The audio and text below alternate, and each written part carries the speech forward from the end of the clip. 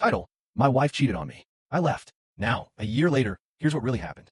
Throwaway account, because my real one has friends and family. I wasn't planning on writing this, but I came across an old photo of us and realized how much my story has changed since last year. I think it might help someone out there. Let me take you back to the start. Part 1. The betrayal. I, 32M, had been married to my wife, Emma, 29F, for 6 years. We met in college. She was that effortlessly charming, artsy type. I was a quiet engineering student who had no business ending up with someone so alive. But somehow it worked, or so I thought. We had built what I believed was a solid life. A small house in the suburbs.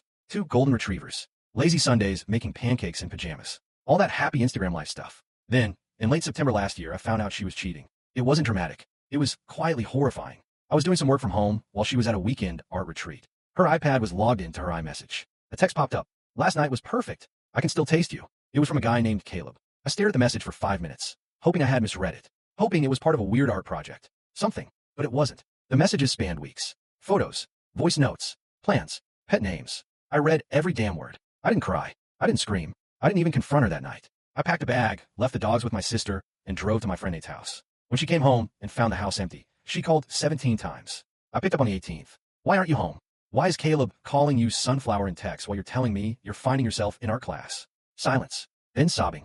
I told her it was over. No screaming. No begging. I just said I was done. That I'd be filing for divorce, and she should keep the house. I didn't want anything from her. She begged. She cried. She said it was a mistake. That he meant nothing. But here's the thing. You don't accidentally fall into someone else's bed for 6 weeks straight and send poetry about their hands. Part 2. The fallout. The next few months were brutal. I cut contact. Blocked her everywhere. Divorce finalized in December. I took a new job in another city. Focused on rebuilding. People say you get over it with time. But it's not time that heals. It's what you do with the time. I hit the gym. Took cooking classes. Started hiking again. I laughed with friends, drank a bit too much whiskey some nights, cried in my car more than I like to admit. And slowly, something shifted. Emma's friend Lisa reached out around March. She said Emma was a mess. That Caleb ghosted her right after the divorce. That Emma had been going to therapy and had asked her to pass along a letter if I was ever ready to read it. I wasn't. But curiosity got the better of me in May. I opened the letter.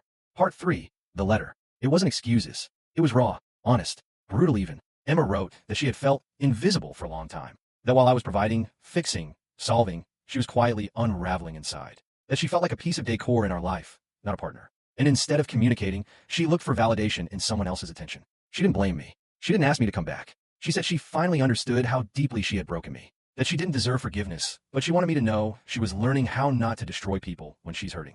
I cried. Not for her. Not for me. But for the version of us that could have existed if we both had just talked before everything fell apart.